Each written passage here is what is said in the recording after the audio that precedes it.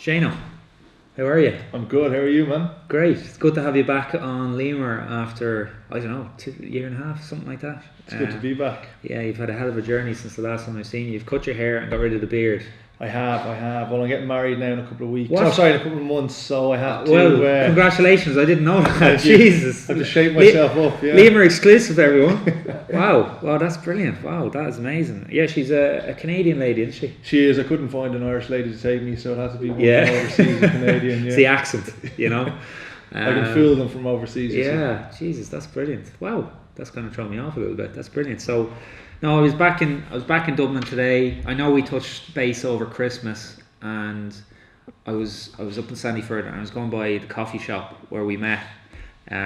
Reconnected a while ago, over a year and a half ago. I was like, geez, I need to give Shane a shout. And you were in here in Stradbrook, Blackrock, RFC. A lot of happy memories here. The room we're in right now, we had a few drinking games here back in the day, pre-season, messy. And we're just catching up on what you've done in your business. You want to give the Limor Conspiracy a little insight into what you're doing? Yeah. So we've grown a lot over the last, I suppose, year since we last sat down and had a coffee. We've pretty much put ourselves online. We've slightly reshaped the business model in terms of previous to this we would have been all on-site education, where we delivered the workshops and courses practically. Just a quick, for anyone who doesn't know here, just a very quick insight what APEC is all about. Yeah, so APEC is a physical education company for coaches. It helps coaches get the relative qualifications to get into the industry, the health and fitness world, and we also deal in specialised areas of strength and conditioning, like speed, power, energy system development, so on and so forth. So complete end-to-end support on the education side of things for fitness coaches. And you're changing the game in regards to it. You just showed me your initial video for explaining what you do. It's very impressive. You're getting ready to hit the States or Canada, sorry. Both, yeah. Both, which is an exciting time. And you were showing me your new offices here in Blackrock, the gym. It's grown even since the last time I was here, which is great to see. So very excited for that. And outside of that, like how's life going in general? All good. Good. I mean, like, I suppose I've gotten over that first year of trying to get a company off the ground. That swamped me massively. Massive learning curve. Hopefully I've made all the mistakes in the first year. Then for some reason or another, I decided to go back and do my masters just at the start of this year. Really? Yeah, in strength and conditioning. Oh. So I had one workload last year, offloaded that, decided to take on another one.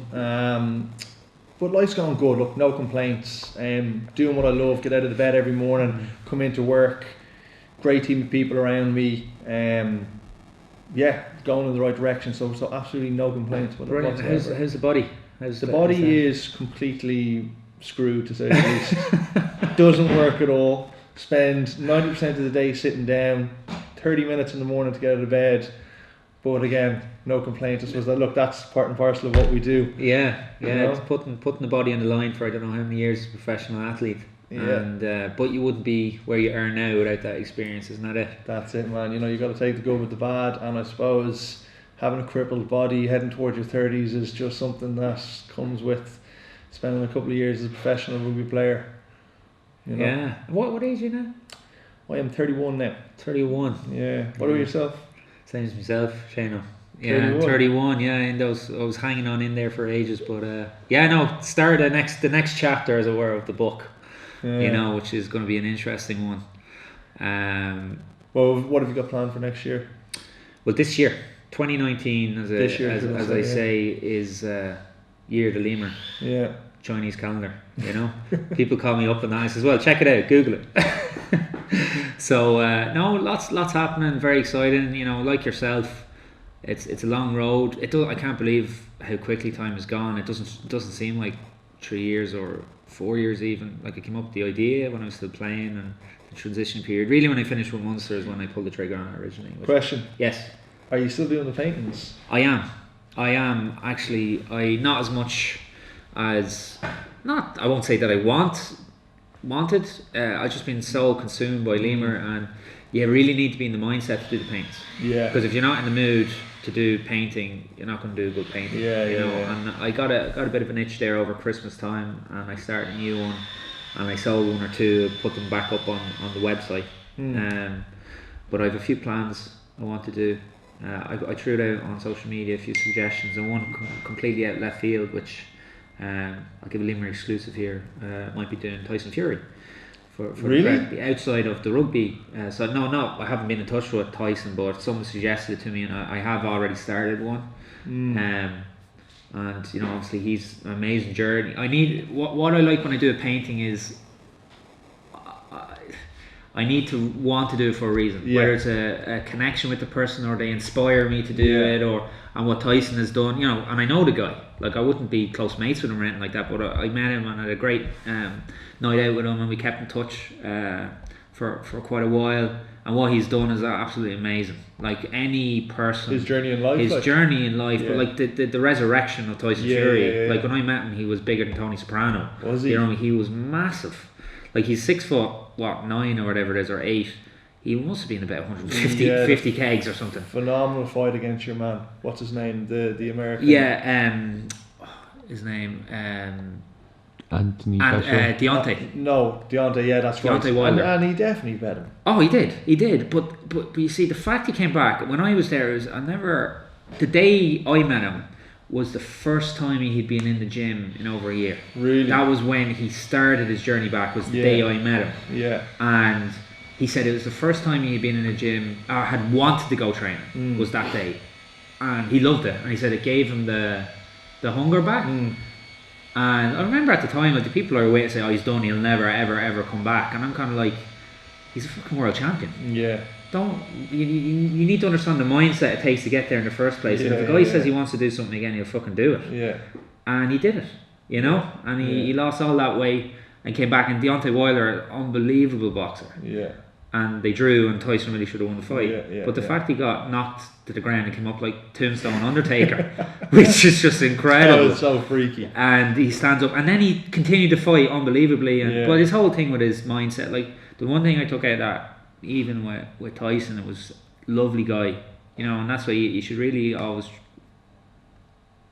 try not judge people unless you know them personally. You know, it's very difficult to do that sometimes, but really, it was really, really nice to me. Read the book and not the cover. Well, this is it. And but it was quite sad because he was very open, as he is now, about his mental issues and his depression and bipolar. I was kind of like, and you see the fucking hangers on around him and stuff like that, and you can see why a lot of professional boxers go down the road they go down, and there's hangers on, and to get an insight into that was kind of, I left kind of nearly worried about the lad, you know.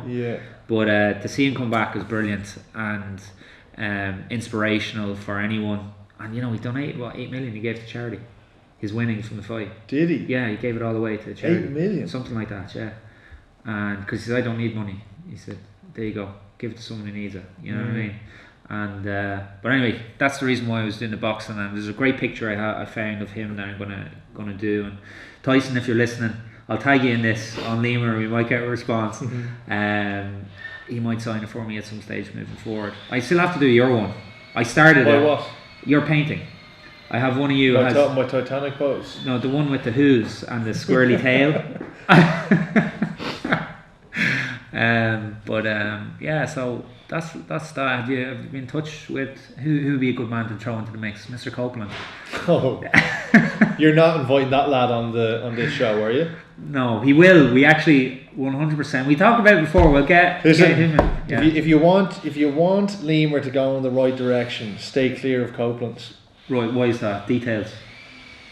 Surely you don't need details. I don't, on that. but the listeners. You are privy to the lunatic that you're bringing on this fantastic social media platform. Yeah, social audio. There you go. But Robin, if you're listening, I'll tag you in this as well. I think he actually has a profile on Limor already. We discussed it. He's flying in Galway at the moment. Do you know what would be great? This would be super. get myself and Copeland and yourself in a room, and we'll do a little. We said that already. I said that to Copeland a while ago. We did. Yeah, and he said he'd love to do it, and I'd love to get that going as well. And we'll get Andre Besser in on Skype from Italy. Come here to me. When are you going to go over to the West to do one with him? Or I reached out to him maybe just before Christmas, maybe a month before Christmas, and he was on a stag. Typical Copeland, on the piss. I'm probably not the best time to talk to you, Mano. I'm on a stag.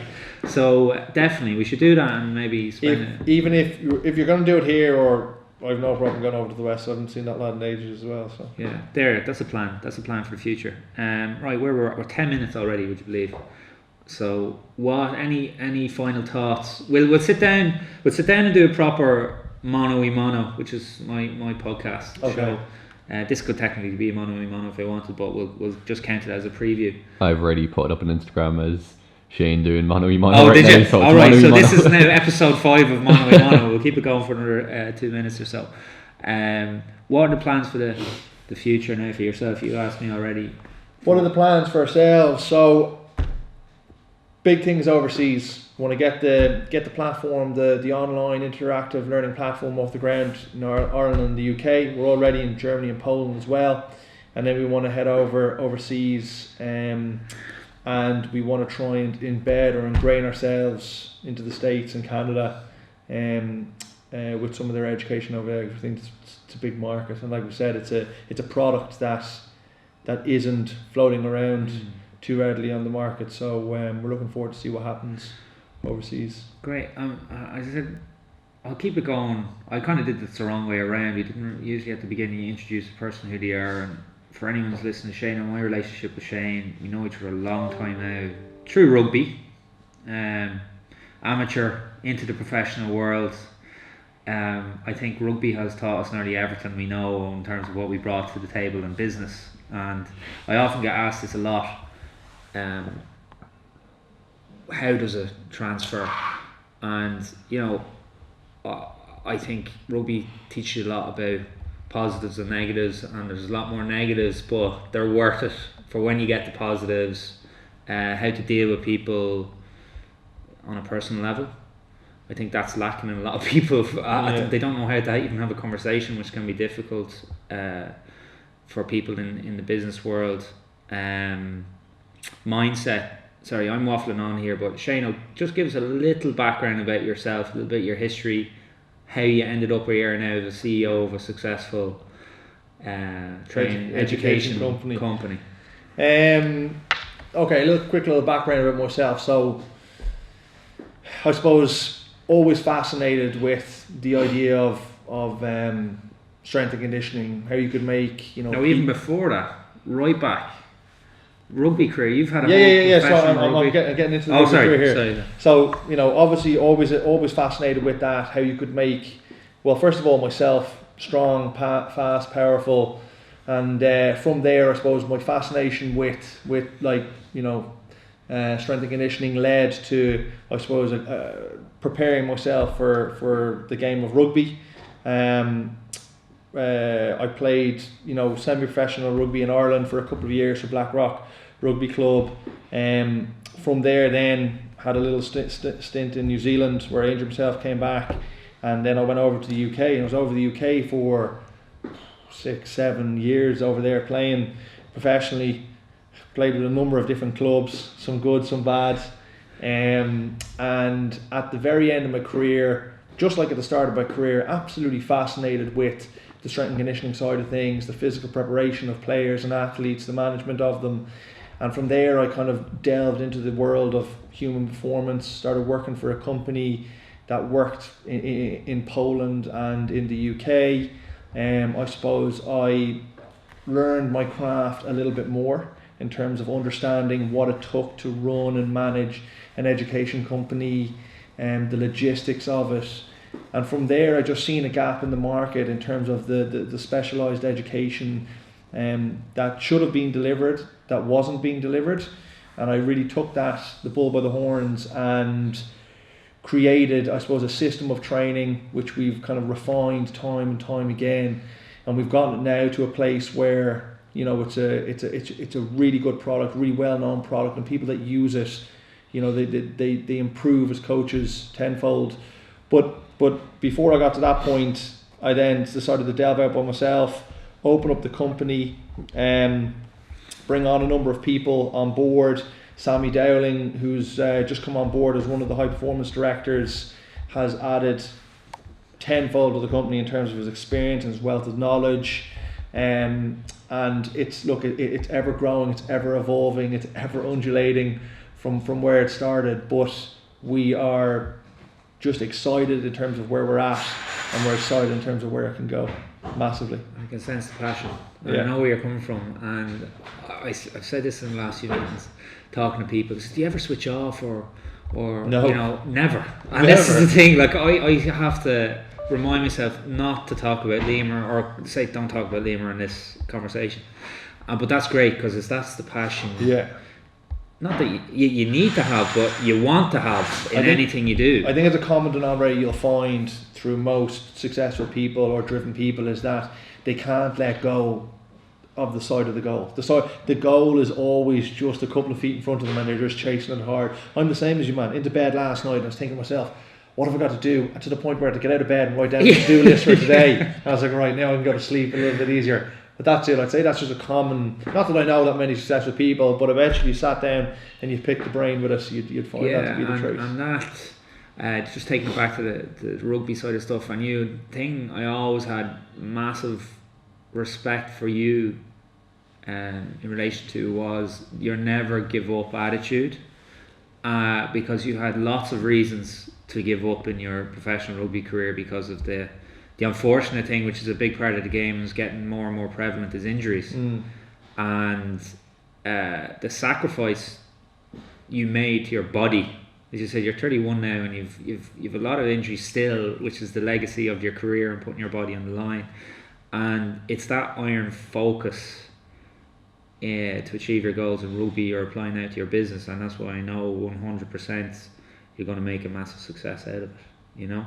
I don't know if you saw the thing James Haskell put up, the video. James Brand Haskell, in fairness, people used to abuse him back in the day.